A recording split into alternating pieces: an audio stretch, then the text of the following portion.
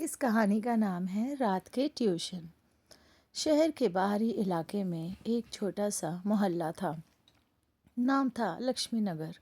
वहाँ की गलियाँ दिन में तो हंसी खुशी से भरी रहती, लेकिन रात होते ही सन्नाटा छा जाता।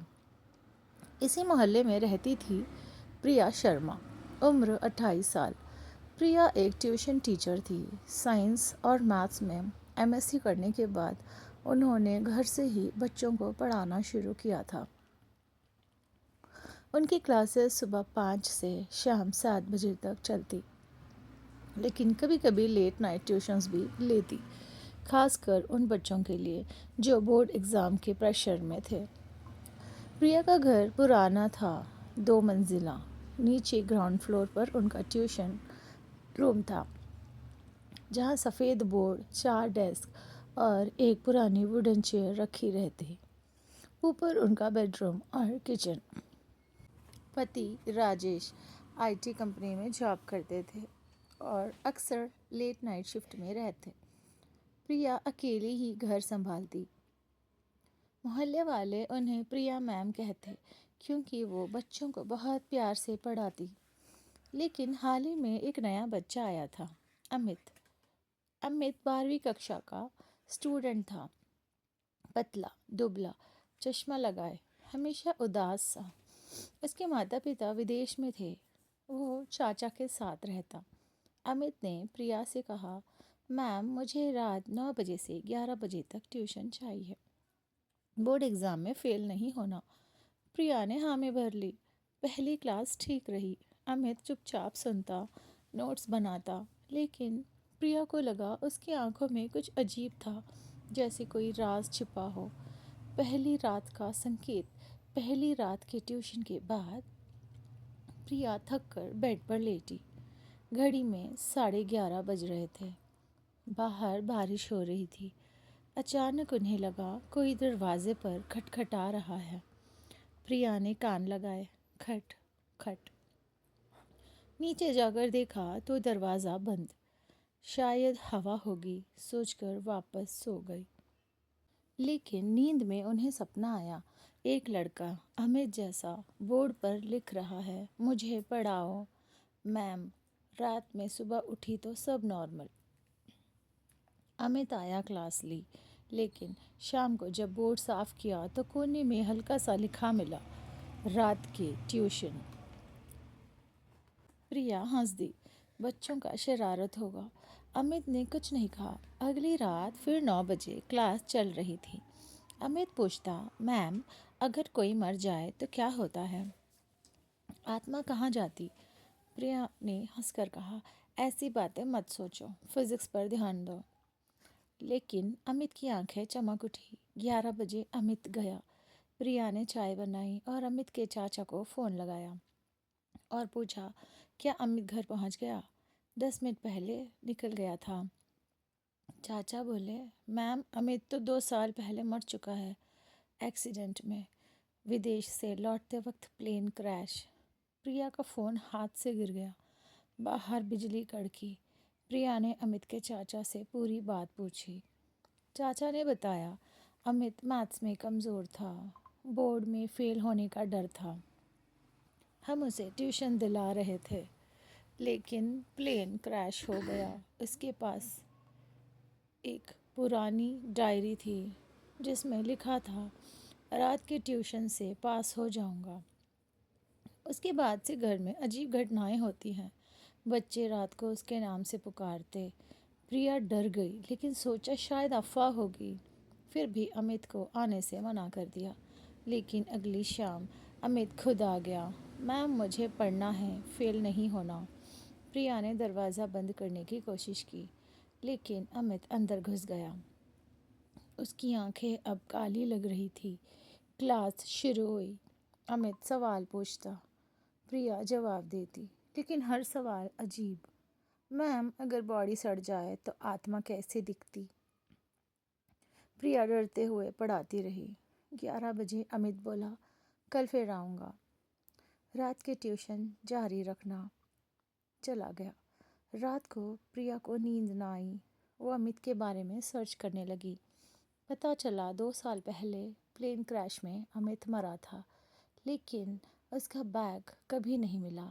बैग में ट्यूशन नोट्स थे। प्रिया के घर के पास ही पुराना एयरपोर्ट था, जो अब बंद था। क्या अमित का बैग वहीं फंसा था? प्रिया ने फैसला किया, कल जाकर देखेगी। एयरपोर्ट का भ्रम।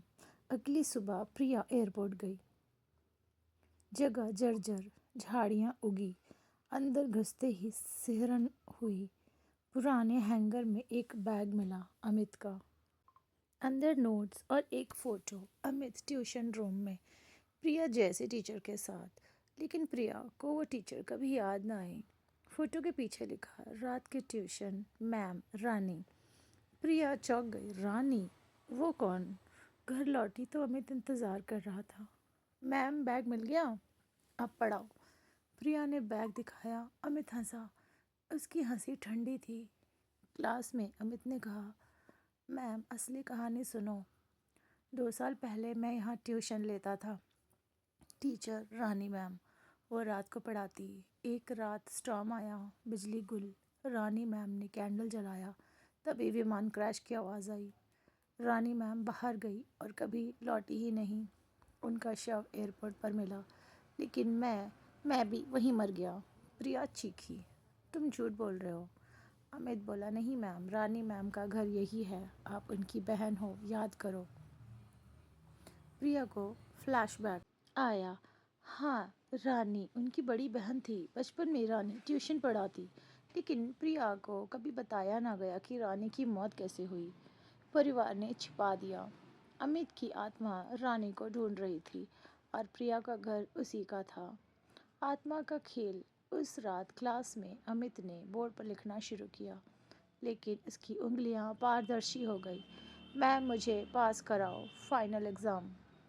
प्रिया डर से काँप रही थी। बाहर राजेश आ गए। प्रिया, ये कौन लड़का है?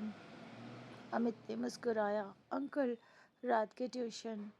राजेश हंसे, लेकिन अचानक उनकी आंखें लाल हो गई।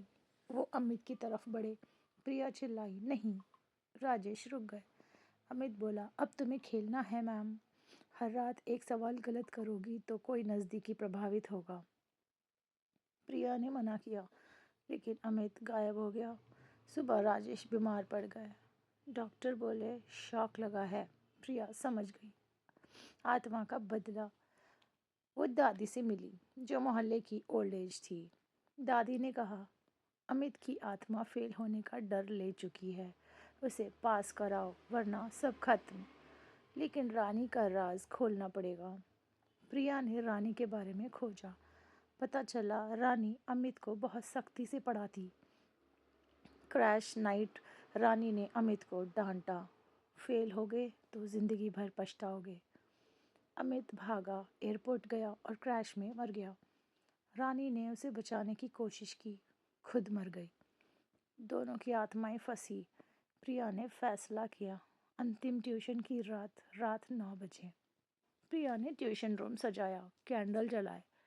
अमित आया, आज फाइनल एग्ज़ाम मैम। प्रिया ने बोर्ड पर सवाल लिखे। अमित सॉल्व करने लगा। हर सही जवाब पर कमरा ठंडा होता।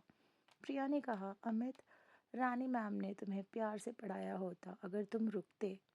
अमित रुका। आंसू आए। मैम, मुझे डर लगता था फेल होने का।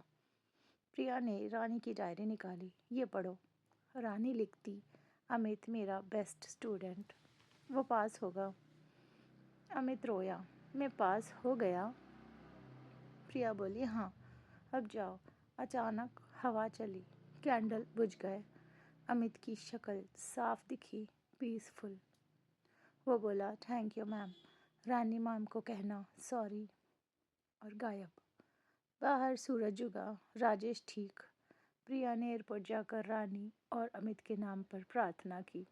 मोहल्ला नॉर्मल, लेकिन रात को कभी कभी प्रिया को लगता कोई फुसफुसाता है। Good night ma'am.